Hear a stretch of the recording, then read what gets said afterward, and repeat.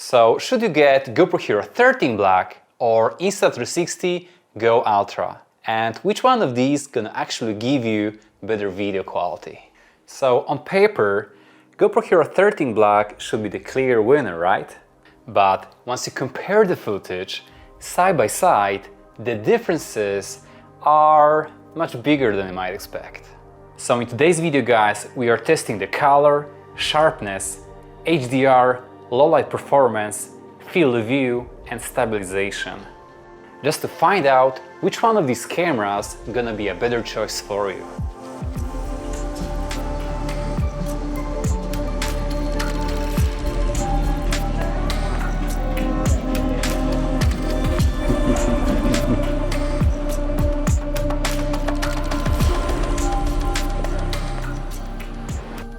In terms of color, GoPro kinda messed up the white balance here and tried to make everything warmer, which makes the whole image look a bit too yellow, at least in my opinion. GO Ultra, on the other hand, has a more accurate white balance and it looks more natural, but I also noticed that it boosts the colors. The sky and water look more vibrant and the overall scene looks better straight out of the camera. Based on my footage with GoPro, you kinda have to fix the white balance. So it means that you have to edit your video before you can publish it.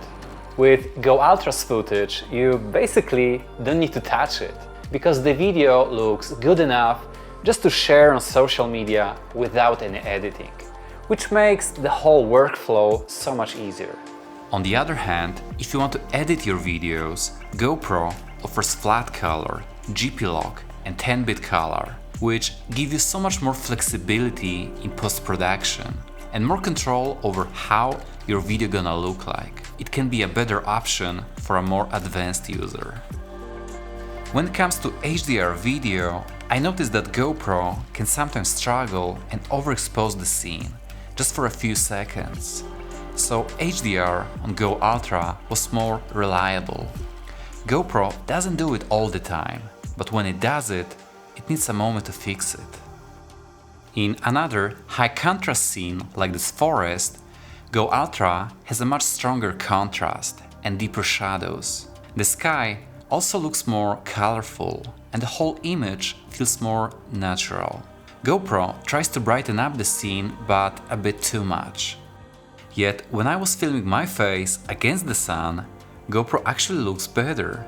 My face is brighter and you can clearly see it, while GO Ultra makes my skin darker and colder.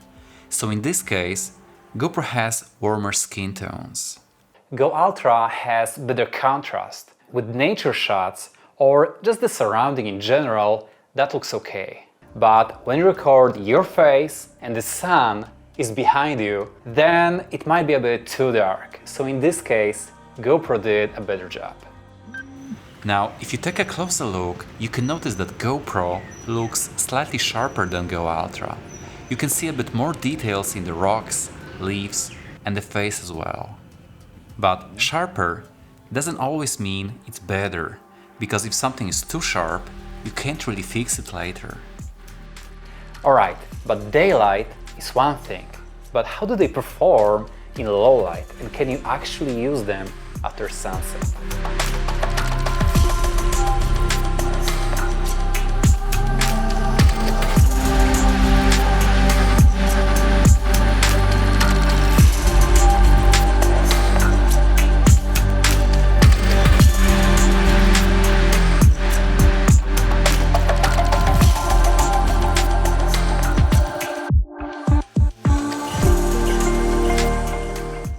When it comes to low light, the difference is huge. First of all, GoPro doesn't even have a dedicated low light mode, so the image is darker, noisier, and sometimes you can barely see what's going on in the video. GO Ultra has a special low light mode that's called Pure Video. Thanks to that, the image is more usable. It's brighter, more stable, and has noticeably less noise in it. Pure Video is not perfect. It can look a bit soft and muddy at times, so it's not gonna be as sharp as daylight shots. how about the maximum field of view? Which camera gonna be better for POV shots?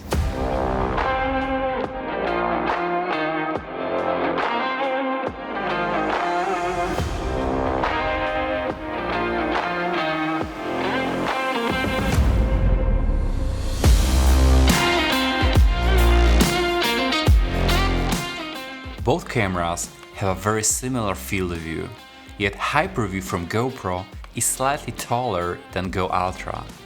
It's a minimal difference, yet when compared to each other side by side, you can spot it. Go Ultra's action view is still a very wide field of view. It's just a little narrower than GoPro, but only by a small margin. So if you want to have the widest POV possible, then GoPro 13 might be a slightly better option for that. And when it comes to stabilization, both cameras perform very well. Whether I was walking or running, the footage remained battery smooth. And I just held the camera in my hand without any extra accessories, no ninja walk, etc.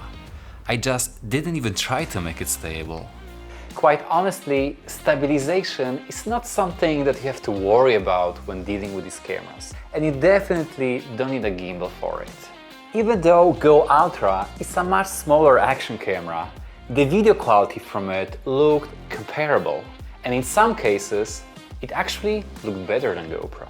Overall, I will say that both cameras are really good, and it's not about one being better than the other. I think it just depends on what you're looking for. The thing is that both of these cameras offer high quality video and excellent stabilization. So GoPro Hero 13 Black is definitely a better choice for a more demanding user. With 10-bit color, GP lock, flat profile, higher frame rates and a wider field of view, it gives you so much more control and flexibility in post-production. You can get an incredible image out of it, but it requires editing. Go Ultra, on the other hand, is a much simpler solution.